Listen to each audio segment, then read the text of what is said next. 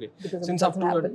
2010 में जब आप सरपंच बने, Hmm. तब वो टाइम था जब इंटरनेट और स्मार्टफोन्स एंटर कर रहे थे मार्केट में, Correct. सिटीज में, अर्बन स्पेस में और गांव में। गाँव. तो Yes. स्मार्टफोन्स ने रूरल लाइफ में, स्पेशली आपके विलेजेस में कितना इम्पैक्ट डाला है और कितना उन्होंने गांव के लोगों की थिंकिंग को रीसेप कर दिया है। ये अब आप डिपेंड करेगा आप किससे पूछ रहे हैं और किस एज ग्रुप से पूछ रहे ये मैं हैं. आपसे पूछ रहा हूँ एज अच्छा. Being a sarpanch as well as.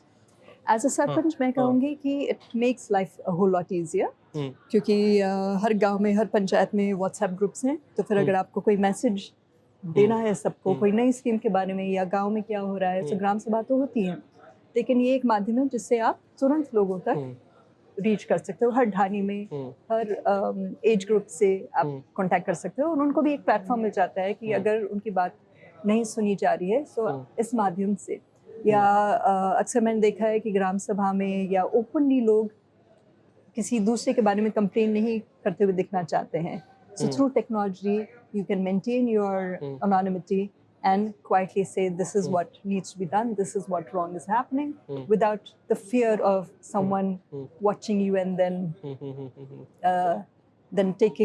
being vindictive against you. So as such, it's a huge requirement that has a lot of pluses. Of course, इसके साथ negative aspects भी आते हैं.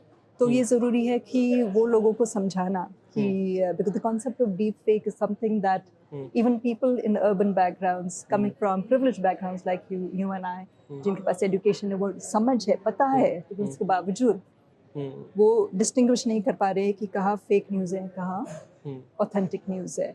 तो ग्रामीण क्षेत्र में, क्योंकि जो ओल्डर जनरेशन है, they are not that tech savvy. अभी भी लोग हैं जो उनके पास सेलफोन है, लेकिन हरा बटन, लाल बटन ही समझते हैं और अपनी डायरी में 4 नंबर्स लिखते हैं, तो वो निकलेगी एंड देन वो पंच इन करेंगे एंड कॉल करेंगे. सो वो अभी भी है.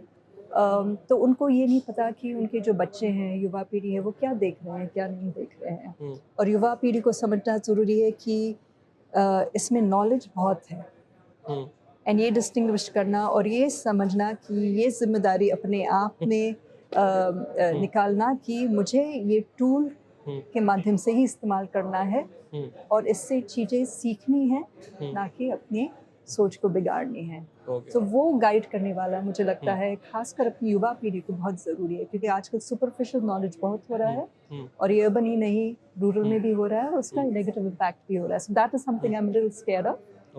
But I do believe technology has the potential because it does not discriminate. So that way it ensures that everybody benefits from it.